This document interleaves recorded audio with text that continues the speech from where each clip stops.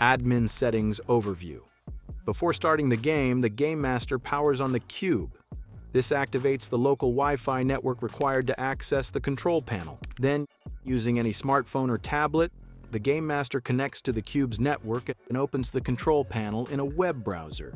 No internet connection is required during gameplay. Everything runs locally. From the control panel, you can set the total game duration. Recommended from 30 to 90 minutes, but you may choose any duration. You can also control advanced gameplay settings. Wipe points on player elimination. If enabled, players who are eliminated will lose all accumulated points.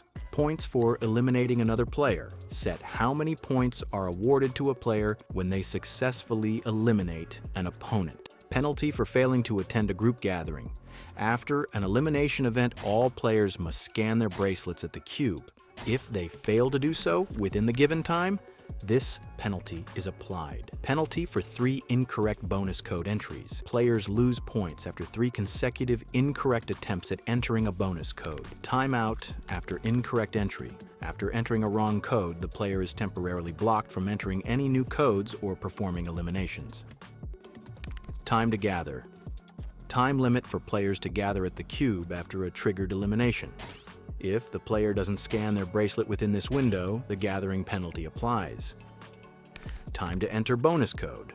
The time limit to enter each 5-digit bonus code after approaching a bonus station. Game language selection. Choose the language of the game before pressing the Start Game button. Conditional parameters, dynamic based on settings. If the option Eliminate Players is enabled, a slider appears to activate Reset Victims points on elimination. The setting, Penalty for button press, is automatically disabled, as the elimination logic overrides it. If Eliminate Players is disabled, the game still allows players to press other players' buttons, but instead of elimination, the target player simply loses all points. This mode is safer and more appropriate for games with children or casual audiences. Custom code inputs. An additional section allows you to add custom bonus codes beyond the default 20. This is useful for integrating your own custom riddles or puzzles into the gameplay. You can assign a score to each code and activate/deactivate them individually.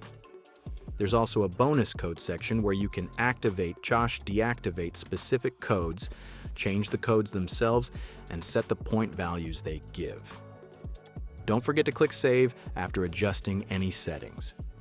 As of the latest version, the admin panel comes with a new streamlined interface. Everything you see here works the same, just with an updated look and enhanced usability. Game setup.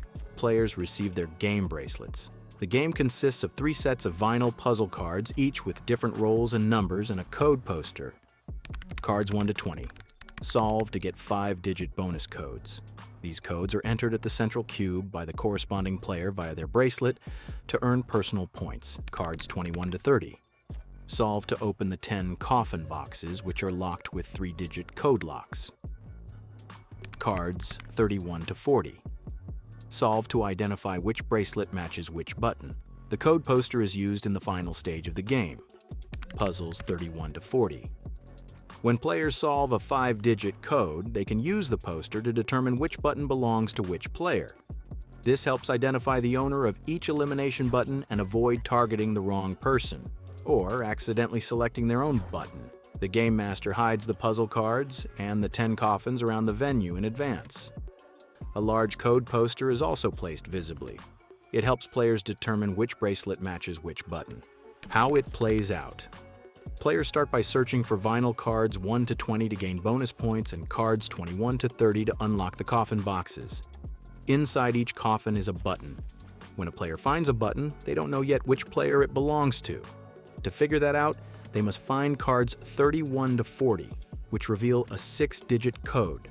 This code is matched to the code poster on the wall, helping players learn whose button they've found. Once players know whose button it is, they can eliminate that player, but only if the elimination mode is enabled in the admin panel. To trigger an elimination, or penalty, a player presses another player's button and scans their own bracelet. This activates a loud siren from the cube, a signal that someone has been eliminated or penalized. only the attacker knows who it was. All players must run to the cube and scan their bracelets. To avoid losing points, penalty for not checking in, to find out who was affected, it might even be them. If no elimination mode is enabled, pressing a button removes points from the target instead of deactivating them. The penalty amount is set in the admin panel. This makes the game suitable for children too. Strategy and options. All puzzles can be solved in parallel. Players may search for bonus code puzzles and elimination-related puzzles at the same time. Strategies emerge quickly. Should I chase points or eliminate others? Eliminated players can stay engaged using the included mini-games. The game can also be played in team versus team mode, not just individually. You can divide players into 2 or more teams depending on the group size. Team progress can be tracked either by total points or by the number of active players remaining in each team depending on the selected game mode, ending the game. The game ends either when the timer runs out or only one player remains active. If several players survive when time runs out, the winner is determined based on the highest number of points among the remaining active players. In non-elimination mode, the winner is the player with the highest score overall. In the case of a tie in points, additional criteria may be used, such as the number of successful eliminations, the number of button presses, or the number of bonus codes entered. The game can also end with multiple winners if this option is enabled in the settings. Keep in mind that if the reset victims points on kill setting is disabled, it's possible for a previously eliminated player to still win if they had the most points at the time of elimination. Enabling this slider in the settings ensures that eliminated players lose their points and cannot win. The Game Master has access to real-time monitoring via the control panel. They can track which players entered which codes, who has been eliminated, current scores, and more.